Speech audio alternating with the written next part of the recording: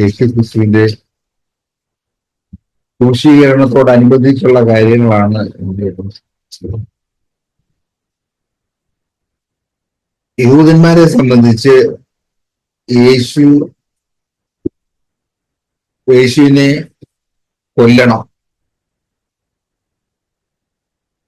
അതാണ് അവർക്ക് ആവശ്യമായിട്ടുള്ളത്. കാരണം യേശു ക്രിസ്തു പലതും വിളിച്ച് പറയുന്നത് അവർക്ക് എതിരായിട്ട്. അതുകൊണ്ട് അവൻ പറയുന്ന കാര്യങ്ങളൊക്കെ ശരിയാണ്. അതിനെ എതിർക്കാനുള്ള ശക്തിയും അവർക്കില്ല. അതുകൊണ്ട് അവനെ കൊല്ലുക എന്നുള്ള ഒറ്റ കാര്യത്തിലേക്ക് അവര് വന്നിരിക്കുകയാണ്.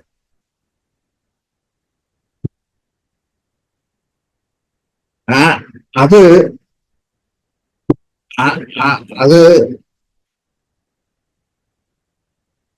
എത്രയും പെട്ടെന്ന് ചെയ്ത് തീർക്കണം എന്നുള്ളതാണ് അവരുടെ ആഗ്രഹം.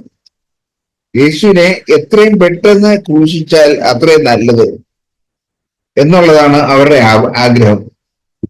അതുകൊണ്ട് അവര് അതിനു വേണ്ട എല്ലാ കാര്യങ്ങളും ഒരുക്കി. അവര് യേശുവിനെ പടയാളികളുമായിട്ട് വന്ന് യേശുവിനെ പിടിച്ചു. യേശുവിനെ പിടിച്ചു.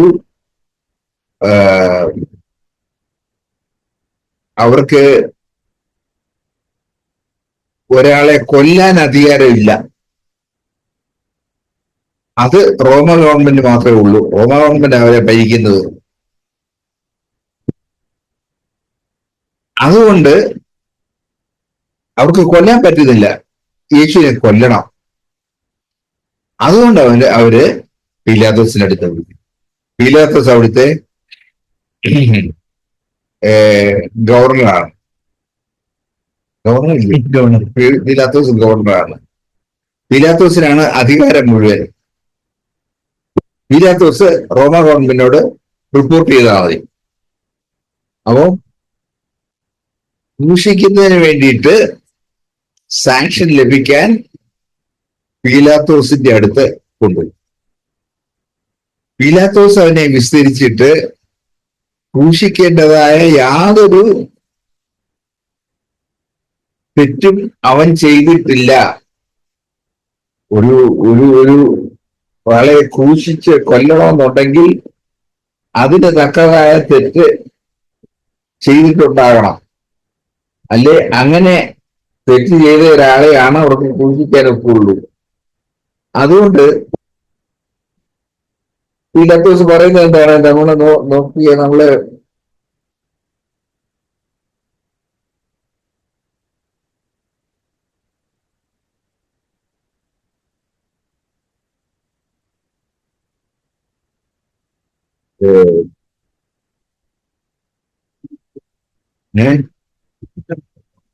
പതിനെട്ടിന്റെ എന്നെ സഹായിക്കുന്ന എന്താ? Thank you.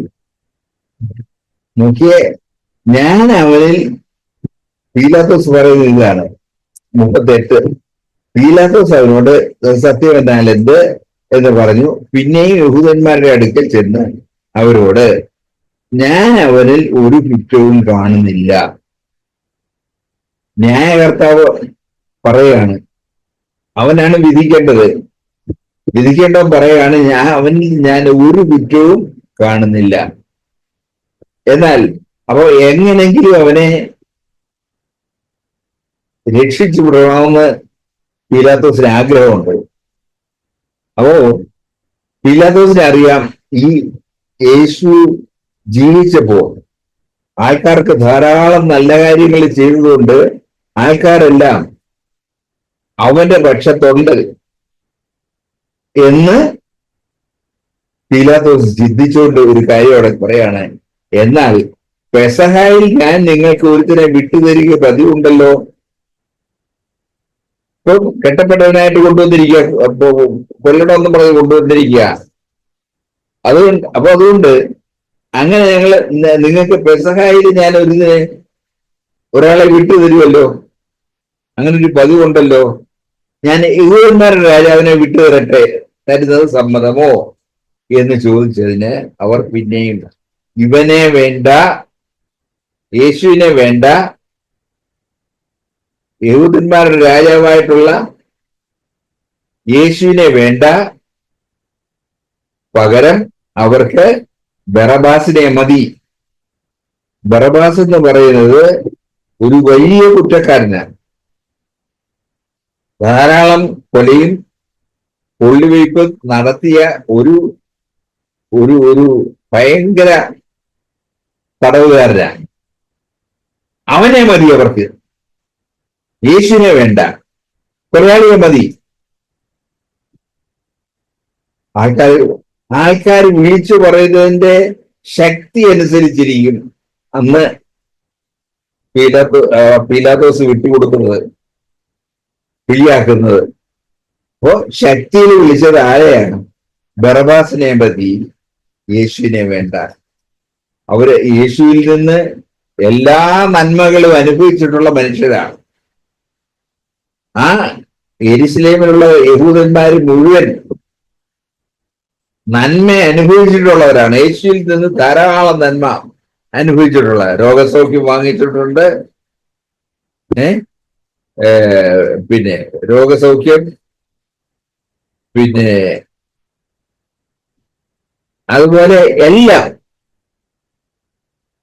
അനേക ഗുണങ്ങള് യേശുവിൽ കൂടെ ലഭിച്ചവരാണ്. അവര് പറയുന്നത് എന്താണ്? നിങ്ങൾക്ക് ആരെ വേണമെന്ന് ചോദിച്ചപ്പോ യേശുവിനെ അല്ല, ബറബാസിനെയാണ്. ബറബാസിനെ വിട്ടുതരണം, ഇവനെ വേണ്ട, ബറബാസിനെ മതി എന്ന് നിലവിളിച്ചു. ബറബാസോ കവർച്ചക്കാരനായിരുന്നു. അനന്തരം പീലാത്തോസ് യേശുവിനെ കൊണ്ടുപോയി വാറുകൊണ്ട് അടുപ്പിച്ചു. ഈ വാറെന്ന് പറയുന്നത് ഞാൻ മനസ്സിലാക്കിയിരിക്കുന്നത് നീളത്തിലുള്ള ചരടെന്ന് പറയുന്നത് പൊട്ടുന്ന ചരടല്ല, പൊട്ടാത്ത ചരട്. ആ പൊട്ടാത്ത ചരടിന്റെ ഒരറ്റത്ത് നമ്മുടെ ചൂണ്ട പോലെയുള്ള ഇരുമ്പ് കെട്ടി തൂക്കിയിട്ടുണ്ട്. അതിന്റെ നിർമ്മിതി ചെന്ന് ഇത് വെച്ച് അടിച്ചാൽ ദേഹത്ത് കൊണ്ട് പതിയും, അവിടെ അങ്ങ് പതിഞ്ഞിരിക്കും. അപ്പൊ നമ്മുടെ പുറത്ത് അടിക്കുന്നതെന്ന് വെച്ചു, ഇച്ചിരി മാംസമുള്ള അവിടെ അല്ലേ, അവിടെ അടിക്കുമ്പോ അവിടെ അങ്ങ് പതിയും. മനസ്സിലായോ? അവിടെ അങ്ങ് ആഴത്തിലിറങ്ങി കഴിയുമ്പോൾ ഇവരെന്ത് ചെയ്യും? താഴോട്ട് വലിക്കും. ഈ വാറ് താഴോട്ട് വലിക്കുമ്പോൾ അവിടെ താഴോട്ട് കീറി വരും. അതുകൊണ്ടാണ് സങ്കീർത്തനക്കാരൻ പറഞ്ഞിരിക്കുന്നത്, ഉഴവുചാലുകൾ പോലെ ഉഴവുചാലുകളെ അവർ നീളത്തിൽ കീറി. കർത്താവ് എന്തുമാത്രം വ്യഥ അനുഭവിച്ചു ഇവർക്ക് വേണ്ടിയിട്ട്, ഇത്രയും മനുഷ്യകുലത്തിന് വേണ്ടിയിട്ട് ഇത്രയും നന്മ ചെയ്ത യേശു ഇത്രമാത്രം വ്യഥ അനുഭവിച്ചു. പീലാത്തോസ് അവനെ കൊണ്ടുപോയി വാറുകൊണ്ട് അടുപ്പിച്ചു. അപ്പൊ പിന്നെ പടയാളികൾ എന്ത് ചെയ്തു? അവന്റെ പേരിൽ ഒരു കുറ്റം ഉണ്ട്. എന്തുവാ? അവൻ രാജാവാകാൻ പോകുന്നത് കൊണ്ട് അവന് കിരീടം വേണം. രാജാവിന് കിരീടം ഉണ്ടായിരിക്കണം. അവര് യേശുവിന് ഒരു കിരീടം ഉണ്ടാക്കി. പക്ഷെ ആ കിരീടം ഉണ്ടാക്കിയ സാധനം എന്താണ്? മുള്ളുവള്ളി. നമ്മുടെ നാട്ടില് ഉണ്ട്, പക്ഷെ ആ നാട്ടില് അത് സുലഭമായിട്ടുള്ളതാണ്. ആ മുള്ളുവള്ളി കൊണ്ട് ഒരു കിരീടം ഉണ്ടാക്കിയിട്ട് അത് തലയിൽ വെച്ചു. തലയിൽ വെച്ച കുഴപ്പം പെട്ടെന്ന് വരത്തില്ല. പക്ഷെ അത് തലയിൽ വെച്ച് അടിച്ചപ്പോ അത് ഇറങ്ങാത്ത ഭാഗത്തൊക്കെ ഇറങ്ങി. തലയോട്ടി ഇറങ്ങി അങ്ങ് പോകത്തില്ല. ഇറങ്ങാത്ത ഭാഗത്തൊക്കെ ഇറങ്ങി, മാംസഭാഗത്തൊക്കെ ഇറങ്ങിയിട്ട് അവരെന്ത് ചെയ്തു? അതിനെ നീളത്തിൽ കീറി. കർത്താവിന്റെ അത്രമാത്രം കർത്താവിനെ അവര് അവര് അവര് ശിക്ഷിച്ചു. ശിക്ഷിച്ചു എന്ന് പറഞ്ഞാൽ പടയാളികളുടെ കയ്യിൽ കൊടുത്തു കഴിഞ്ഞാൽ പിന്നെ പടയാളികൾക്ക് അന്നേരം തോന്നുന്നതാണ് അതിന്റെ പ്രവൃത്തി. അവര് ധൂമ്രവസ്ത്രം അവന്റെ കിരീടം മെടഞ്ഞ് അവന്റെ തലയിൽ വെച്ച് ധൂമ്രവസ്ത്രം ധരിപ്പിച്ചു. അവന്റെ അടുക്കൽ ചെന്ന് യഹൂദന്മാരുടെ രാജാവേ, അവന്റെ പേരിലുള്ള കുഴപ്പത്താണ് യഹൂദന്മാരുടെ രാജാവാകാൻ പോകുന്നു എന്ന് പറഞ്ഞതാണ്. അപ്പൊ യഹൂദന്മാരുടെ രാജാവേ ജയ ജയ എന്ന് പറഞ്ഞ് അവനെ അത് പറഞ്ഞേച്ച് കർണത്തടിക്കുകയാണ്. കന്നത്തടിച്ചു. അത്രയായി ചെയ്തു കഴിഞ്ഞപ്പോ പീലാത്തോസ് എന്താണ്, പീലാത്തോസ് പിന്നെയും പുറത്തു വന്നു. കാരണം അന്ന് അതിന്റെ അടുത്ത ദിവസം ഇത് വളരെ വിശേഷപ്പെട്ട ഒരു ശബത്തിലേക്കാണ് ഈ ആൾക്കാർ വന്നിരിക്കുന്നത്. ഈ പെസഹയുടെ അടുത്ത ശബത്താണ്. ആ ശബത്ത് എന്ന് പറയുന്നത് 2 ദിവസമാണ്. അപ്പൊ 2 ദിവസം. അപ്പൊ ആ പെസഹ തുടങ്ങുന്നതിന് മുമ്പേ ഇത് തീർത്താലേ അവർക്ക് പറ്റത്തുള്ളൂ. യേശുവിനെ കൊല്ലുന്ന കാര്യം പെസഹയ്ക്ക് മുമ്പ് നടക്കണം, അല്ലെന്നുണ്ടെങ്കിൽ അത് പറ്റത്തില്ല. അപ്പോ അതുകൊണ്ട് അവരങ്ങ് ധൃതി വെക്കുകയാണ്. ധൃതി വെച്ചിട്ട് നോക്കിയേ, രാജാവേ ജയ ജയ എന്ന് പറഞ്ഞ് അവനെ കന്നത്തടിച്ചു. പീലാത്തോസ് പിന്നെയും പുറത്തു വന്നു. ഞാൻ അവനിൽ ഒരു കുറ്റവും കാണുന്നില്ല. ആരാണ്? റോമ ഗവർണർ പറയാണ് അവനിൽ യാതൊരു കുറ്റവും കാണുന്നില്ല. ശിക്ഷയ്ക്ക് വിധിക്കണം പറയാണ് അവനിൽ ഒരു കുറ്റവും കാണുന്നില്ല എന്ന്. അതുകൊണ്ട് ഞാൻ അവനിൽ ഒരു കുറ്റവും കാണുന്നില്ല എന്ന് നിങ്ങൾ അറിയേണ്ടതിന് അവനെ നിങ്ങളുടെ അടുക്കൽ ഇതാ പുറത്തു കൊണ്ടുവരുന്നു എന്ന് പറഞ്ഞു. അങ്ങനെ യേശു മുൾക്കിരീടവും ധൂമ്രവസ്ത്രവും ധരിച്ച് പുറത്തു വന്നു. ആർക്ക് വേണ്ടിയാണ്? നമുക്ക് വേണ്ടി, നമ്മളെ ഓരോരുത്തർക്കും വേണ്ടിയാണ് യേശു ഇത് സഹിച്ചത്. അത് നമ്മൾ ഓർക്കണം. എന്നിട്ട് ആ സ്നേഹത്തിലാണ് നമ്മൾ യേശുവിനെ സ്നേഹിക്കേണ്ടത്.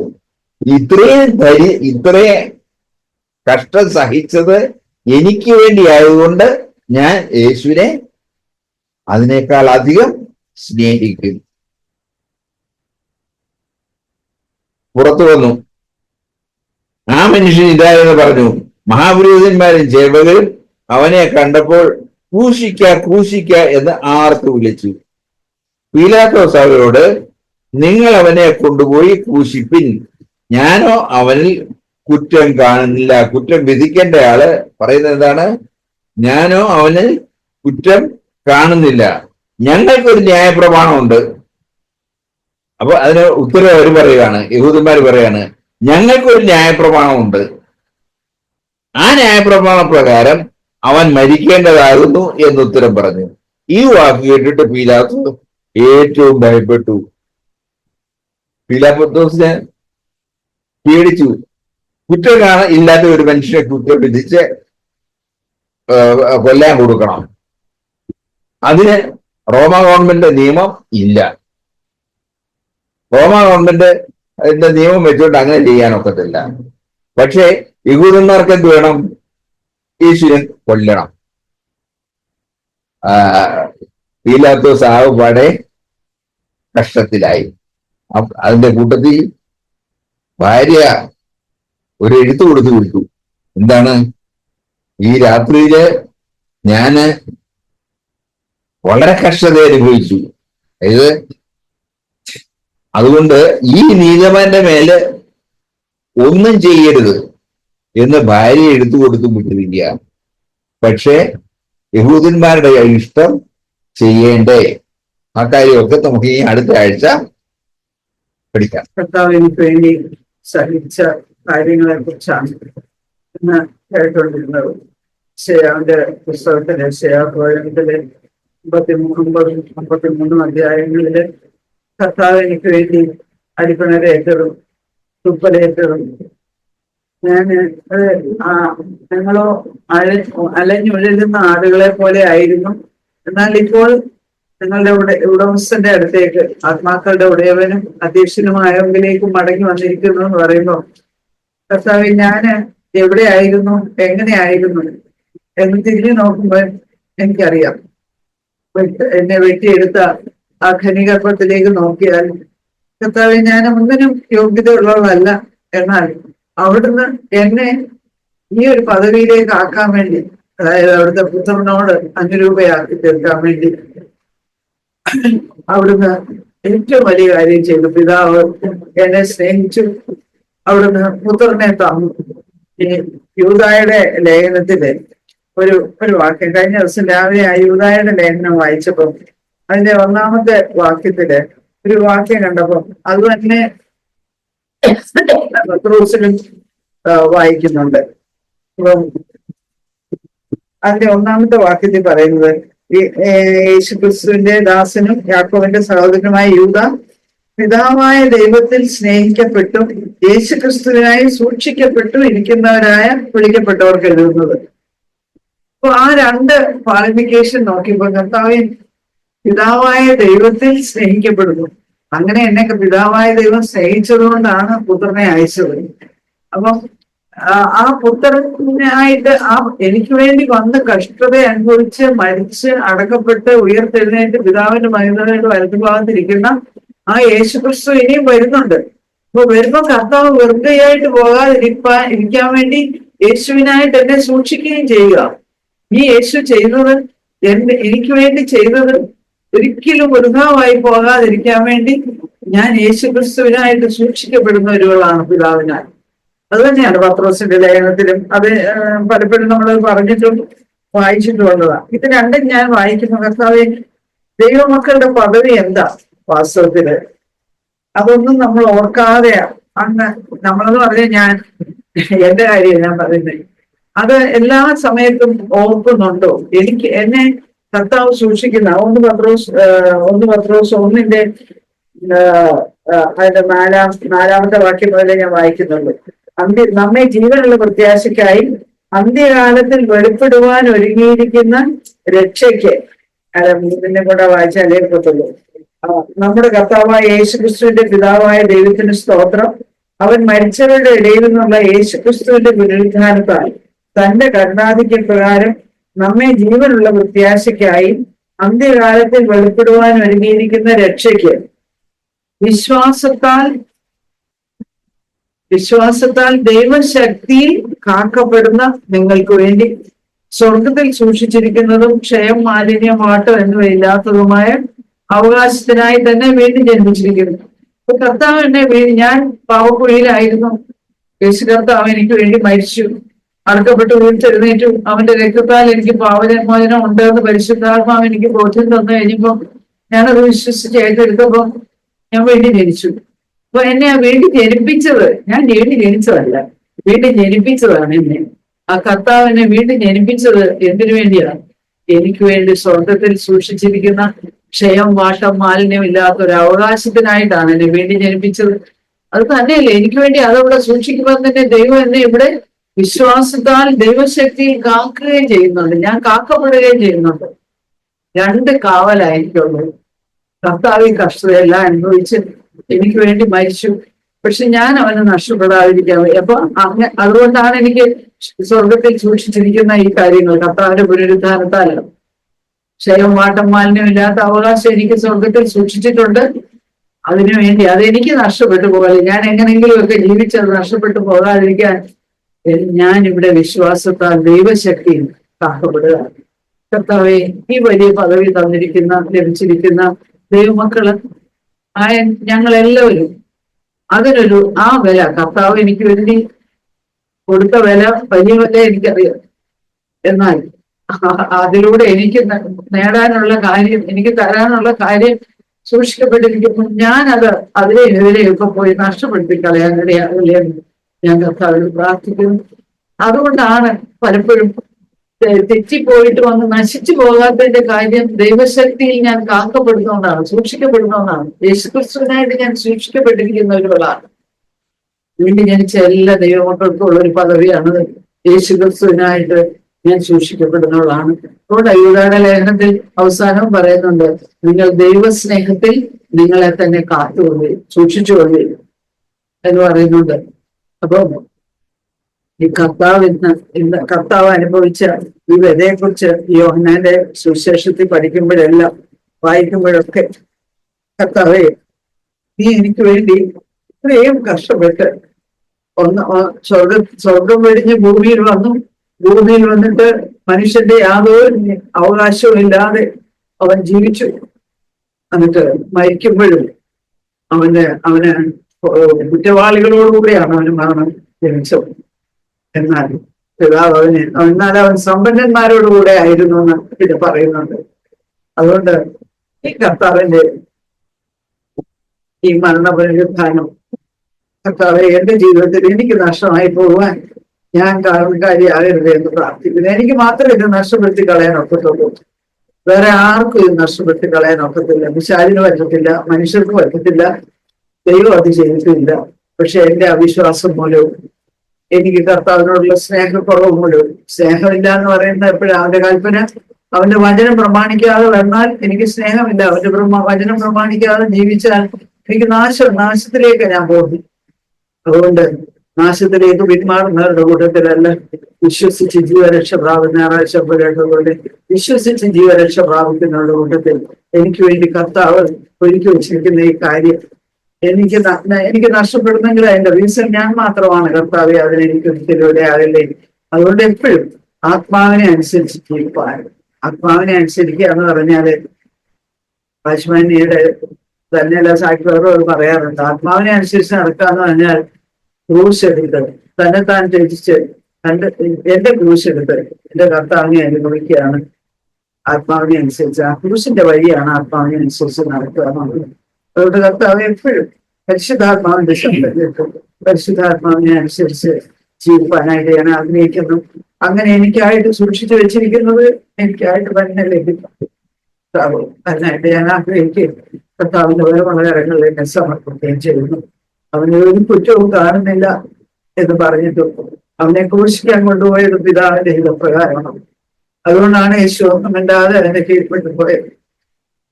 വലിയ സ്നേഹത്തിൽ ഒരു വർഗപരമായി തീരുവാൻ എന്റെ ജീവിതത്തെ ഞാൻ സമർപ്പിക്കും. കർത്താവ് എനിക്ക് വേണ്ടി സഹിച്ച ആ വേദനകളാണ്.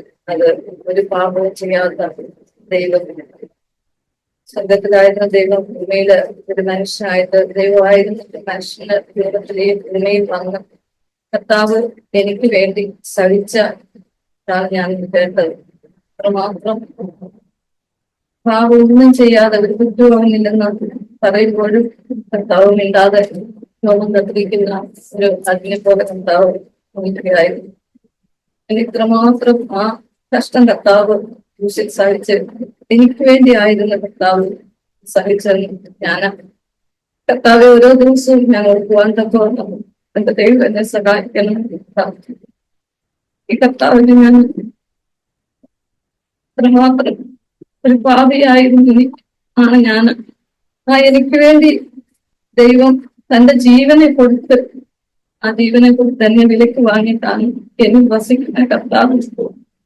ഞാനല്ല, അവിടുന്ന് അന്ന് 11 എന്നിൽ വസിക്കുന്നത് കർത്താവാണ്.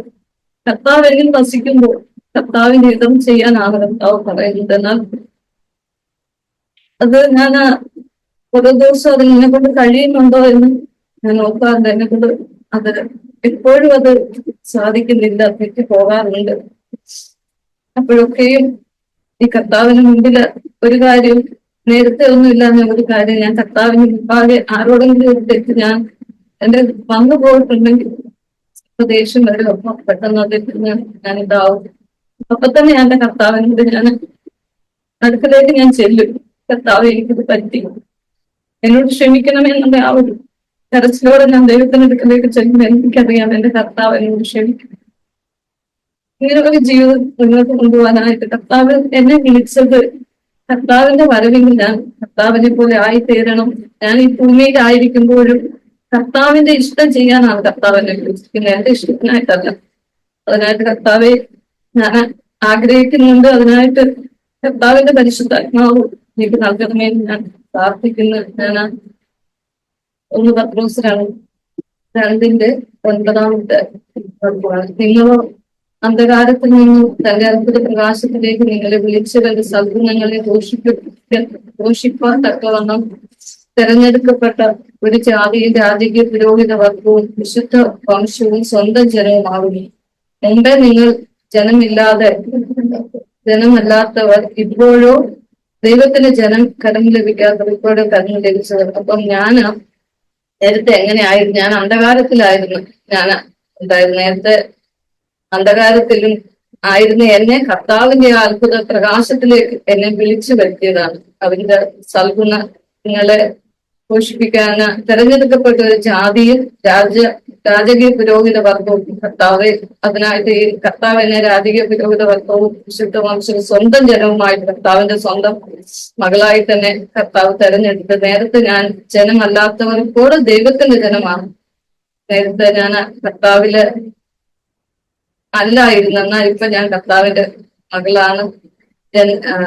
കരുണ ലഭിക്കാത്തവർ ഇപ്പോഴും കരുണ ലഭിച്ചു. അപ്പൊ കർത്താവ് എനിക്ക് വേണ്ടി ആ കർത്താവിന്റെ കരുണ ആയിട്ടാണ് കർത്താവ് എന്നെ വിളിച്ചിരിക്കുന്നത്. അപ്പൊ രാജകീയ പുരോഹിത വർഗമായിട്ടും കർത്താവിന്റെ ജനമായിട്ടും കർത്താവിന്റെ ഒരു പൈതലായിട്ട് കർത്താവ് എന്നെ വിളിച്ചു വരുത്തതിനായിട്ട് ഞാൻ ദൈവത്തെ സ്തുതിക്കുന്നു.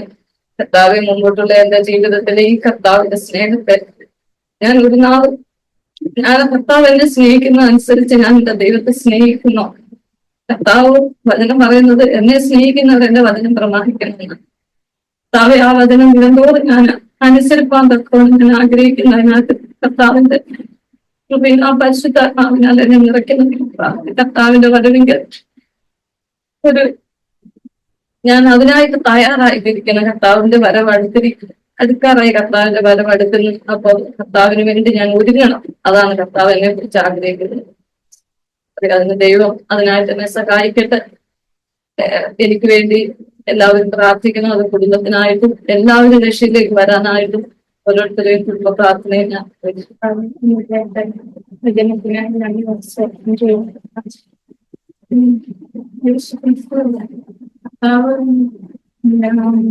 നമുക്ക് വേണ്ടി ക്രൂശിൽ ദൈവത്തിന്റെ ക്രൂശിൽ പിന്തുടർന്ന് പോകുവാൻ കർത്താവെ എന്നെ സഹായിക്കണേ. വിശ്വാസത്തെ പൂർണ്ണ ഹൃദയത്തോടെ കർത്താവ് പലപ്പോഴും ചില സമയങ്ങളിൽ ഞാൻ ധരിക്കും, എന്താ ദൈവം അങ്ങനെ ചെയ്യുന്ന, അത് ശരിയാണ്, ഇത് ശരിയാണ് എന്നൊക്കെ ആലോചിക്കാറ്. അപ്പോഴും ഞാൻ ചിലപ്പോൾ ദേഷ്യപ്പെടുന്നു. ചിലപ്പോൾ എന്തെങ്കിലും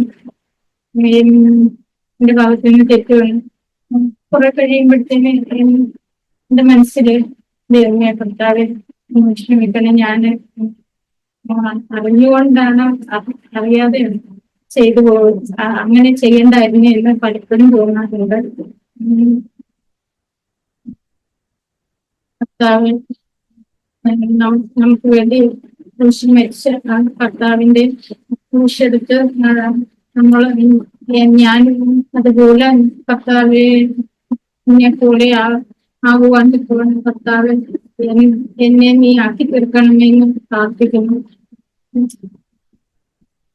ഞാൻ പാപിയായ എന്നെ കർത്താവ് എത്രത്തോളം വിളിച്ച് വേർതിരിച്ചു കർത്താവിന്റെ വചനത്തിലൂടെ എന്നെ ഞാൻ കർത്താവിൽ വിശ്വസിക്കുവാൻ പറ്റുവാനും എന്നെ നടത്തി. ഇനിയും കർത്താവ് പാപിയായ എനിക്ക് വേണ്ടി മരിച്ചു ആ ക്രൂശിന്റെ വഴിയിലൂടെ തന്നെ മുന്നോട്ട് ജീവിക്കുവാൻ നീ സഹായിക്കണമേ. പ്രാർത്ഥിക്കുന്നു. എല്ലാവരും എനിക്ക് വേണ്ടി സ്നാനത്തിന് വേണ്ടി സ്നാനം എടുക്കണമെന്ന് ആഗ്രഹിക്കുന്നു. അതിനു വേണ്ടിയിട്ട് എല്ലാവരും പ്രാർത്ഥിക്കണം. എന്റെ കുടുംബത്തിലെ ഓരോ അംഗങ്ങളും കുടുംബത്തിലെ എല്ലാവരും കർത്താവിൽ വിശ്വസിക്കുവാനും കർത്താവിന്റെ പാതയിൽ പോകുവാനും ആയിത്തീരുവാൻ തക്കവണ്ണം കർത്താവിനെ സഹായിക്കും. കേട്ടതെന്ന് എനിക്ക് മനസ്സിലായത് യേശു തന്റെ ജീവന് നമുക്ക് വേണ്ടി തന്നു. തന്നെ സഹായിച്ചിട്ടില്ല. അതാണ് രോഗം കത്തിരിക്കുന്നവരുടെ അവിടെ നിന്ന് തന്റെ ജീവനെ തന്നു. പലപ്പോഴും എനിക്കാണ് പെട്ടെന്ന് എന്റെ സ്വഭാവം എന്ന് വെച്ചാൽ പെട്ടെന്ന് അത് പ്രതികരിക്കുന്ന സ്വഭാവമാണ്. എനിക്ക് ദേഷ്യം ചിലപ്പോൾ കൺട്രോളിലേക്ക് കിട്ടത്തില്ല. ചിലപ്പോൾ കുഞ്ഞിനോടൊക്കെ ആയിട്ട് ഞാൻ ഒരുപാട് ദേഷ്യപ്പെടും. അപ്പൊ എനിക്ക് എടുത്ത് പറഞ്ഞാൽ എനിക്കായിരുന്നു. അതുപോലെ എനിക്കായി ഞാൻ ആഗ്രഹിക്കുന്നു. അതിന് ഞാൻ ജീവിക്കാനായിട്ട് ജീവിക്കുന്ന സുഹൃത്തും കേൾപ്പിച്ച വചനങ്ങള് എനിക്ക് ഒത്തിരി എൻകറേജിങ് ആയിരുന്നു. കർത്താവ് കർത്താവിനെ കംപ്ലീറ്റ് ആയിട്ട് നമുക്കായിട്ട് തന്നു. ഒരു കോട്ട് ഞാൻ ഓർക്കുമായിരുന്നു, God gave his best for us and so we should give our best for him. അപ്പം കർത്താവ് പിതാവിനുള്ള ഏറ്റവും ബെസ്റ്റ് ആയിട്ടുള്ള, അതായത് പിശാചിന് തിരിച്ചൊന്നും പറയാനായിട്ട് കഴിയാത്ത വിധം അതുപോലെ ഏറ്റവും ബെസ്റ്റ് ആയിട്ടുള്ള ആളെ തന്നെ നമുക്കായിട്ട് നമുക്കിനി തിരിച്ചെന്താ തരാനുള്ള, നമുക്ക് നമ്മുടെ ജീവിതം തന്നെ മൊത്തമായിട്ട് സമർപ്പിച്ചാൽ അതുപോലും അത് അത് കൂടുതലൊന്നും അല്ല. നമ്മള് പല കാര്യങ്ങളും ഇപ്പം ചെറിയ ചെറിയ കാര്യങ്ങള് ഒബേ ചെയ്യാന് സൈക്ലർ ചിലപ്പോൾ പറഞ്ഞിങ്ങനെ കേട്ടു. അതായത് നമ്മൾ ലീസ്റ്റ് ഏറ്റവും ചെറിയ കമാൻഡ്മെന്റ് വരെ ഒബേ ചെയ്യാനായിട്ട് തയ്യാറായിരിക്കണം എന്നുള്ള. അപ്പം ശരിക്കും നമ്മൾ അത് ചെയ്യുന്ന എന്തോ വലിയ കാര്യമൊന്നുമല്ല. ഇപ്പം സഭയില് തല മൂടിയിട്ടിരിക്കുന്ന അത് ചിലർക്ക് അത് ഏതാണ്ട് വലിയ മീൻസ് അത് ഏതാണ്ട് അത് പ്രശ്നം പോലെ കാണുന്നവർ. പക്ഷെ ശരിക്കും കർത്താവ് നമുക്ക് ഇത്രയെല്ലാം സഹിച്ചു. അപ്പൊ നമുക്ക് എന്താ തലയില് ഇതിട്ടോണ്ടിരിക്കാനാണോ ഇത്രയും പാടെന്നുള്ളത്. ശരിക്കും ഞാൻ ഓരോ കാര്യവും ഞാൻ ആലോചിക്കുമായിരുന്നു. അതൊന്നുമില്ല. നമ്മൾ എന്തെങ്കിലും തിരിച്ചു ചെയ്യുന്ന കാര്യങ്ങളെല്ലാം കർത്താവ് നമുക്ക് വേണ്ടി എന്തെല്ലാം സഹിച്ചു. അതിനായിട്ട് ഞാൻ ആ പാട്ട് ഓർക്കുമായിരുന്നു. അതായത് പാപത്തെ സ്നേഹിപ്പാൻ ഞാൻ ഇനി പോകുന്നു, ദൈവത്തിൻ പൈതലായി ജീവിക്കും ഞാനിനി. സാധുവിച്ചിരുന്ന ഗ്രേസിയുടെ ആ പാട്ടിന്റെ ക്രൂശിന്മേൽ കാണുന്നത് ആരിത, പ്രാണനാഥൻ പ്രാണനാഥനായി ചാകുന്നു. അത് ശരിക്കും എനിക്ക് വേണ്ടിയിട്ടാ കർത്താവ് അത് ചെയ്തത്. അപ്പൊ ഞാനിനി തിരിച്ചെന്താ ചെയ്യേണ്ടത്? ഞാൻ പാപത്തിന്റെ പുറകെ അല്ല പോകേണ്ടത്, മറിച്ച് ഓരോ സാഹചര്യത്തിലും കർത്താവിനെ സ്നേഹിക്കാനായിട്ട്, കർത്താവിനായിട്ട് ദൈവത്തിന്റെ പൈതൽ, ദൈവത്തിന്റെ ഒരു മകളായിട്ട് ജീവിക്കാനായിട്ടാണ് കർത്താവ് ആഗ്രഹിക്കുന്നത്. അതുപോലെ ഒരു സാൽവേഷൻ ഇസ് ടു എക്സ്പെൻസീവ്. അത് നമുക്ക് അത് എത്രമാത്രം കോസ്റ്റ്ലിയാ എന്നുള്ള കാര്യം കർത്താവിന് അത്രയും കോസ്റ്റ് കൊടുക്കേണ്ടി വന്നു. അതുകൊണ്ട് എനിക്കത് എനിക്കത് കിട്ടി, ഇനിയിപ്പോ ഫ്രീ ആയിട്ട് ഒരു ടിക്കറ്റ് കിട്ടി എന്ന് പറഞ്ഞുകൊണ്ട് അങ്ങനെ ഇരിക്കാനായിട്ടല്ല, മറിച്ച് എനിക്ക് അവിടെ ചെയ്യാനായിട്ട് കാര്യങ്ങളുണ്ട്. എനിക്ക് കംപ്ലീറ്റ് ആയിട്ട് എന്റെ ലൈഫ് സറണ്ടർ ചെയ്യേണ്ട കാര്യമുണ്ട്. കർത്താവ് എനിക്ക് വേണ്ടി ഇത്രയെല്ലാം ചെയ്തു. അപ്പൊ എനിക്ക് എന്റെ ലൈഫ് കംപ്ലീറ്റ് ആയിട്ട് സറണ്ടർ ചെയ്യാനായിട്ട്, അത് എത്രയും പെട്ടെന്നായാൽ അത്രയും നല്ലതല്ല. നമ്മള് വയസ്സായി 10-50 വയസ്സ് എത്ര എല്ലാം കഴിഞ്ഞ് ഇനിയിപ്പൊ ഞാൻ കർത്താവിന് വേണ്ടി ജീവിക്കുക അത് പറയുക. ഇത്രയും ചെറുപ്പത്തിലാണ് നമ്മള് കർത്താവിന് ജീവിതം കൊടുക്കുന്നത്. ഓരോ സാഹചര്യത്തിന് മേലെ വാഴാൻ വേണ്ടിയിട്ടാണ് നമ്മളെ ദൈവം വിളിച്ചേക്കുന്നത്. നമ്മള് ബാക്കി മനുഷ്യർ പ്രതികരിക്കുന്ന പോലെ അല്ല, മറിച്ച് കർത്താവ് ചെയ്തതുപോലെ കർത്താവ് ഓരോ സാഹചര്യത്തിലും കർത്താവ് തന്നെ താഴ്ത്തിയതുപോലെ ഞാനും എന്റെ ലൈഫ് അവിടെ ഒരു ക്രോസിലൂടെ പോകുമ്പോ അവിടെ ഒരാള് ദേഷ്യത്തോടെ പ്രതികരിക്കുമ്പോ തിരിച്ച് സ്നേഹിക്കുമ്പോ അവിടെ നമ്മളാണ് കൂടുതൽ അവിടെ പവർഫുൾ ആണെന്നുള്ളത്. അതായത് നമ്മുടെ grace, sin shall not have dominion over you because you are not under law but under grace. അപ്പൊ ആ ഒരു കർത്താവിന്റെ പരിശുദ്ധാത്മാവിന്റെ ശക്തി നമുക്ക് വരുമ്പോ നമുക്ക് മറ്റുള്ളവരെ സ്നേഹിക്കാനായിട്ട് കഴിയും. അവിടെ അതാണ് ശരിക്കും ദൈവം ആഗ്രഹിക്കുന്നത്. എന്റെ ജീവിതത്തിലെ ദൈവം അതാണ് ആഗ്രഹിക്കുന്നത്. ഞാന് മറ്റു മനുഷ്യർ പ്രതികരിക്കുന്ന പോലെ അതുപോലെ പ്രതികരിക്കാനല്ല, മറിച്ച് കർത്താവ് ജീവിച്ചതുപോലെ ജീവിക്കാനായിട്ട് പരിശുദ്ധാത്മാവിന്റെ ശക്തി മുമ്പ് കേട്ടതുപോലെ എനിക്ക് ആഗ്രഹം ഉള്ളതിനെക്കാട്ടിലും കർത്താവിന് ആഗ്രഹമുണ്ട് അവിടെ ഓരോ സിറ്റുവേഷനിലും പരിശുദ്ധാത്മാവിന്റെ ശക്തി.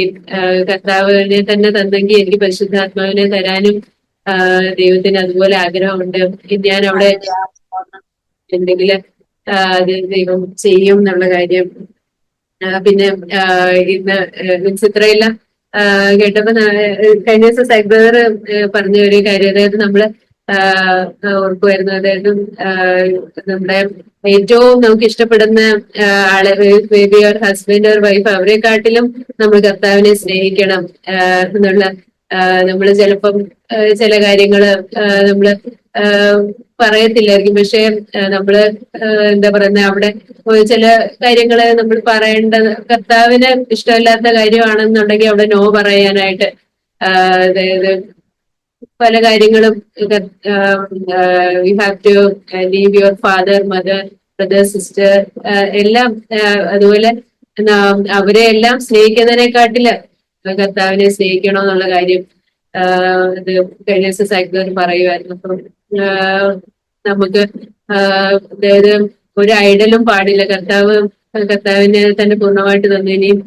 എനിക്ക് വേറെ തിരിച്ച് വേറെ ഒരു ആ ഒരു വണ്ടി ഓടിക്കുന്ന ആ ഒരു സ്റ്റിയറിംഗ് വീല് എനിക്ക് അവിടെ വേറെ ആരെയും വെക്കാനായിട്ട് കഴിയത്തില്ല. അവിടെ അത് കർത്താവിനായിട്ട് കംപ്ലീറ്റ് ആയിട്ട് കൊടുക്കണം. എനിക്ക് അവിടെ വേറെ ഐഡൽസും കാര്യങ്ങളും ഒന്നും പാടില്ല. അന്ന് കഴിഞ്ഞ ദിവസം സൈക്കിള് അപ്പം സൈക്കിളർ പറയുമായിരുന്നു, ആന്റിയുടെ ലൈഫില് സൈക്കിളറിനെക്കാട്ടിലും ഫസ്റ്റ് ജീസസ് ആണ്. അതുപോലെ സൈക്കിളറിന്റെ ലൈഫിലും ആന്റിയെക്കാട്ടിലും ഉപരിയായിട്ട് കർത്താവിനെയാണ് സൈക്കിളർ സ്നേഹിക്കുന്നത്. അതുകൊണ്ട് അവർ തമ്മിലുള്ള റിലേഷൻഷിപ്പ് ഏറ്റവും ബെസ്റ്റ് ആണെന്നുള്ള കാര്യം. അപ്പൊ അതുപോലെ നമ്മള് ആരെക്കാട്ടിലും മറ്റാരെക്കാട്ടിലും കർത്താവിനെ സ്നേഹിക്കാനും, അങ്ങനെ നമ്മൾ കർത്താവിനെ തന്നെ സ്നേഹിക്കുമ്പോൾ നമ്മൾ തമ്മിലുള്ള റിലേഷൻഷിപ്പും ബെറ്റർ ആവും എന്നുള്ള കാര്യം സൈക്കിളർ പറഞ്ഞു. കുറച്ചുകൂടെ ഉറക്കെ പറയണേ. ദൈവനാമത്തിൽ ദൈവം ഒരിക്കൽ കൂടി എല്ലാവരും സഭയായിട്ട് കടന്നു വരാനായിട്ട് എല്ലാവരും സഹായിച്ചതിനായിട്ട് ദൈവത്തെ നമ്മൾ ചിന്തിക്കുന്നു. ദൈവം ചെയ്യുന്നില്ല ഇന്ന് പാടിയതുപോലെ എന്റെ സാക്ഷ്യം എന്ന് പറയാനാണെങ്കിൽ പറഞ്ഞാൽ ഇല്ലാത്ത സാക്ഷ്യമാണ്. കർത്താവ് എന്നെ നടത്തുന്ന ഇന്ന് പാടിയതുപോലെ അതെന്താണ് ഞാൻ അനുഭവിച്ചിരുന്നു. എൻ സ്നേഹം ഞാൻ രുചിച്ചറിഞ്ഞു. കർത്താവ് എന്നെ ഇത്രത്തോളം നടത്തി. ഓരോ ദിവസവും കർത്താവിന്റെ സാന്നിധ്യം കൊണ്ടാണ് ഞാൻ നടക്കുന്നതും എല്ലാം. കർത്താവ് ചെയ്യുന്ന ഉപകാരങ്ങളെ ഓർത്ത് ദൈവത്തിന് എത്ര നന്ദി പറഞ്ഞാലും മതി വരത്തില്ല. ഇന്ന് വരെയും കർത്താവ് എന്നെ നടത്തി കർത്താവിന്റെ വഴിയിൽ കൂടി നടക്കാൻ അവൻ സഹായിക്കുന്നതിനായി ഞാൻ ദൈവത്തെ സ്തുതിക്കുന്നു. എന്നെ കൊണ്ട് അമ്മമ്മ എന്ന് പറയുന്ന പോലെ പാപമല്ലാതെ നമുക്കൊന്നും ചെയ്യുവാനാണ് കഴിയില്ല. കൊണ്ട് ഈ കർത്താവിനെ അറിഞ്ഞ ദിവസം മുതൽ അതിനു മുമ്പായാലും കർത്താവ് അന്ന് തന്നെ കാത്തു പരിപാലിച്ച് ഞാൻ അറിയുന്നതിനേക്കാൾ മുമ്പ് എന്റെ കർത്താവിനെ അറിഞ്ഞതാണ്. അതുകൊണ്ട് അന്ന് തന്നെ എന്റെ കർത്താവിനെ പരിപാലിച്ച് ഓരോ ദിവസവും എന്നെ വഴി നടത്തുന്ന ആ വലിയ കൃപയ്ക്കായിട്ട് ഞാൻ നന്ദി പറയുന്നു. വീണ്ടും ദിനംതോറും ആ കർത്താവിൽ തന്നെ ഞാൻ ആശ്രയിച്ചുകൊണ്ട് മുന്നോട്ട് ജീവിക്കാനായിട്ട് ഞാൻ ആഗ്രഹിക്കുന്നു. എന്റെ ഓരോ കാര്യത്തിലും കർത്താവ് എല്ലാം ദൈവമാണ് എന്നെ നടത്തുന്നത്. വെറും ഒരു വട്ടപൂജ്യമാണ്. ദൈവം എന്റെ കൂടെ ഇല്ലെങ്കിൽ എനിക്കൊന്നും ചെയ്യാൻ സാധിക്കത്തില്ലെന്ന് ഞാൻ ദിനത്തോറും ഞാൻ അറിയുന്ന ഒരു കാര്യമാണ്. പാപിയും ദോഷവുമാണ് നമ്മള്. അതിന് കർത്താവ് എനിക്ക് വേണ്ടി ആ ക്രൂശിലെ മരണം ഏറ്റെടുത്ത് പാപിയായ എന്നെ ഞാൻ കർത്താവിനോട് കൂടെ ഞാൻ മരിച്ച് ആ കർത്താവിനോട് കൂടെ തന്നെ ഞാൻ അടക്കപ്പെട്ട് ആ കർത്താവിനോട് കൂടെ ഞാൻ ഉയർന്നെഴുന്നേറ്റ് ആ പിതാവിന്റെ വലതുഭാഗത്തിരിക്കുവാനായിട്ട് ദൈവം തന്നെ ആ വലിയ ഒരു ഭാഗ്യത്തിനായിട്ട് ഞാൻ നന്ദിയോട് സ്തുതിക്കുന്നു. അനേകര് എന്റെ ഈ ഭവനത്തിൽ തന്നെ ഈ ദൈവത്തെ ദൈവത്തിൽ അറിയാത്തവരുണ്ട്. അവരെയും കർത്താവ് മുന്നോട്ട് നടത്തുമെന്ന് ഞാൻ പൂർണ്ണമായിട്ട് ഞാൻ വിശ്വസിക്കുന്നു. പൂർണ്ണ വിശ്വാസം ഉണ്ട്. അതിനായിട്ട് ഞാൻ ദൈവത്തെ സ്തുതിക്കുന്നു. ദൈവം എല്ലാം കർത്താവ് നടത്തി തരുമെന്നാണ് ഞാൻ ഓരോ ദിവസവും കർത്താവ് അതിനായിട്ട് ഇടയാക്കട്ടെ എന്ന് പ്രാർത്ഥിക്കുന്നു. അതുപോലെ ചിപ്പിയും ഈ കർത്താവിനെ അറിയുവാനായിട്ട് വളരെ ആഗ്രഹിക്കുന്നുണ്ട്. അവളെ കർത്താവിന്റെ ദയ കൊടുത്ത് മാനസാന്തരപ്പെടുത്തി അവളെ കർത്താവിനെ അവിടെ ഹൃദയം കൊണ്ട് അംഗീകരിക്കുകയും പ്രാർത്ഥിക്കുന്നു. എല്ലാവരും പ്രാർത്ഥിക്കണം. ഇന്നുവരെ ദൈവം നടത്തിയ എല്ലാ വിധങ്ങൾക്കായിട്ട് അതുപോലെ മുന്നോട്ട് ഞാൻ ജീവിക്കുമ്പോഴും ഈ കർത്താവിനെ ഞാൻ പലപ്പോഴും തോന്നും. പത്രോസ് കർത്താവിനെ തള്ളി പറഞ്ഞ ഒരു ദിവസം ഉണ്ടായിരുന്നു. കർത്താവിന്റെ ശിഷ്യനായിരുന്നിട്ട് പോലും പത്രോസ് കർത്താവിന് ഒരു ദിവസം തള്ളി പറഞ്ഞു. അത് ചിലപ്പോഴൊക്കെ ഞാൻ ഓർക്കും, കർത്താവെ ഞാൻ ഇത്ര വിശ്വാസത്തോടെ ഞാൻ മുന്നോട്ട് പോകുന്നു. അതുപോലെ ഞാൻ ഇങ്ങനെ ഒരു ചിന്ത എന്റെ ഹൃദയത്തിൽ പലപ്പോഴും എനിക്ക് വരാറുണ്ട്. എന്നാൽ ഞാൻ ആ ദൈവത്തോട് പറയും, കർത്താവ് ഒരിക്കലും എന്റെ ജീവിതത്തിന്റെ അന്ത്യം വരെയും ഈ കർത്താവിനെ അങ്ങോളം ഞാൻ കർത്താവിനെ അറിഞ്ഞുകൊണ്ട്, കർത്താവിന്റെ സ്നേഹത്തെ അറിഞ്ഞുകൊണ്ട് മുന്നോട്ട് ജീവിക്കാനും, കർത്താവിനെ സ്നേഹിച്ചതിന് ഞാൻ എത്രമാത്രം നന്ദി പറഞ്ഞാലും എനിക്ക് മതിയാകത്തില്ല. അതുപോലെ കർത്താവ് എന്നെ സ്നേഹിക്കുന്നുണ്ട്. ഇനി മുന്നോട്ടും ഈ കർത്താവിനെ വേണ്ടി ജീവിപ്പാൻ കർത്താവ് എന്നെ സഹായിക്കണമേ. അവിടുത്തെ പരിശുദ്ധാത്മാവിന് ഓരോ ദിവസം നിറച്ച് ആ ജീവിതത്തിലെ കർത്താവിന്റെ ഇഷ്ടപ്രകാരമുള്ള ഒരു ജീവിതം നയിക്കുവാനായിട്ട് ഞാൻ ആഗ്രഹിക്കുന്നു. എന്നെ നടത്തിയതിനോട് ഞാൻ ദൈവത്തോട് നന്ദി പറയുന്നു. കർത്താവേ, ഈ ദിവസം വരെ, ഈ വർഷം 21 സങ്കടങ്ങളും പ്രയാസങ്ങളും എല്ലാം ദൈവം എന്റെ കൂടെ പല വിഷമഘട്ടങ്ങളിലും കടന്നുപോയി. അപ്പൊ എന്റെ മനസ്സിന്റെ വിഷമത്തിന് അത് അതിനെല്ലാം കർത്താവ് ദൈവവചനം എനിക്ക് താങ്ങും തടലുമായി. ഞാൻ പലപ്പോഴും എന്താണ് എന്നോട് മാത്രം ദൈവം ഇങ്ങനെ ചെയ്യുന്നതിനൊക്കെ കുറച്ച് കഴിയുമ്പോ വചനം വായിക്കുമ്പോൾ ഞാൻ ചിന്തിച്ചത് തെറ്റായല്ലോ, ദൈവത്തിന്റെ അങ്ങനെയൊന്നും ചെയ്യരുതല്ലോ എന്നൊക്കെ ഞാൻ മനസ്സിൽ അങ്ങനെ വരുത്തുന്നു. പലപ്പോഴും ഞാൻ യമനിലായിരിക്കുമ്പോ കൂട്ടുകാരി എന്നോട് പറഞ്ഞു, ചേച്ചി അങ്ങോട്ടൊന്ന് വന്നാൽ മതിയെന്ന് പറഞ്ഞു. ഞാൻ പറഞ്ഞു, എനിക്ക് വിശ്വാസമാണ്, ബൈബിളിലൊക്കെ വിശ്വാസമാണ്, പക്ഷെങ്കിൽ ഞാൻ നിങ്ങളുടെ ചർച്ച വന്ന് ഞാൻ പ്രാർത്ഥിക്കത്തില്ല എന്ന് പറഞ്ഞു. ചേച്ചി അങ്ങനൊന്നും പറയണ്ട, ചേച്ചി ഒന്ന് വന്നാൽ മതി എന്ന് പറഞ്ഞു. ഞാൻ അവിടെ പോയി, അവിടെ ചെന്നു. അന്നത്തെ ദിവസം അവിടെ ഇരുന്നു. എനിക്കൊന്നും അറിയത്തില്ല. എല്ലാരും പ്രാർത്ഥിക്കുന്ന, കൈയടിച്ച് പ്രാർത്ഥിക്കുന്നുണ്ട്. അവരെന്തൊക്കെയോ ഇപ്പോഴാണ് അത് അന്യ ഭാഷയാന്നൊക്കെ എനിക്ക് മനസ്സിലാക്കിയത്. ഇനി എന്തൊക്കെയോ സംസാരിക്കുന്നു. അപ്പൊ ഞാൻ വിചാരിച്ചു ഇതെന്ത് ഭാഷയാന്നൊക്കെ വിചാരിച്ചിട്ടുണ്ട്. അതൊക്കെ അന്യഭാഷയാണ്. ഒരു കൈയടിച്ചു എഴുന്നേറ്റ് നിന്ന് പ്രാർത്ഥിച്ചു. ഓരോരുത്തരോ പുള്ളി അവരും ചിലരൊക്കെ താഴെ വീഴുന്നു. ഞാൻ അപ്പൊ വിചാരിക്കും, ദൈവമേ ഇങ്ങനെയാണോ എന്നൊക്കെ വിചാരിച്ച് ഞാൻ അവിടെ ഇരുന്ന് മൊത്തം പ്രാർത്ഥന കഴിഞ്ഞ് വീട്ടിൽ വന്നു കഴിഞ്ഞപ്പോഴാണ് ദൈവമേ ഞാനിങ്ങനെ പോയാല് എന്റെ വീട്ടിൽ എന്ത് പറയും, ഈ അമ്പലമുണ്ട്, ആ അമ്പലത്തില് എന്റെ അച്ഛൻ അമ്മ എല്ലാരും എന്ത് പറയും എന്നൊക്കെ വിചാരിച്ചു. പക്ഷെ അന്ന് മുതൽ എന്നാലും ഞാൻ ബൈബിൾ വായിക്കും, അവരുടെ കൂടെ ഇരുന്ന് പ്രാർത്ഥിക്കുകയൊക്കെ ചെയ്യും. പിന്നെ ഞാൻ ഈ നാട്ടിൽ വന്ന് ബൈബിളൊക്കെ വായിക്കുമെങ്കിലും ഞാൻ ഇപ്പൊ വീട്ടിൽ പോയപ്പോഴൊന്നും എനിക്ക് എല്ലാ ദിവസവും ബൈബിൾ വായിച്ച് ഞാൻ പ്രാർത്ഥിക്കും. അപ്പൊ അവിടെ ചെന്നപ്പോ കത്തോലിക്ക സഭയിലെ ഒരു സിസ്റ്റർ എനിക്ക് കൂട്ടും. ഞാൻ പറഞ്ഞു, ഈ ബൈബിൾ അല്ല, നീ ഈ ബൈബിൾ വായിക്കണമെന്ന് പറഞ്ഞു. ആ ബൈബിള് വായിച്ച് കൊന്ത ചൊല്ലി പ്രാർത്ഥിക്കും, നിന്റെ കാര്യം സാധിക്കും എന്നൊക്കെയാണ് എന്നോട് പറഞ്ഞത്. അപ്പോഴാണ് ഞാൻ വിചാരിക്കും, അതാണോ സത്യം, ഇതാണോ എന്തൊന്നും എനിക്കറിയത്തില്ല. ഇപ്പോഴാണ് എനിക്ക് ഓരോ കാര്യങ്ങളും മനസ്സിലായത്.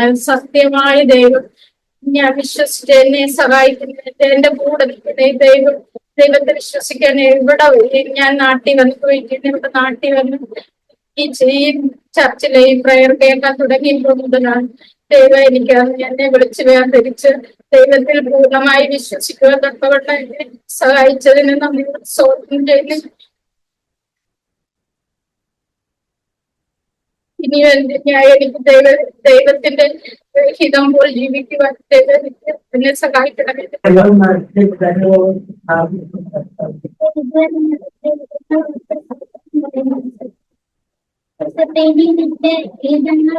എന്നെ നടത്തണം.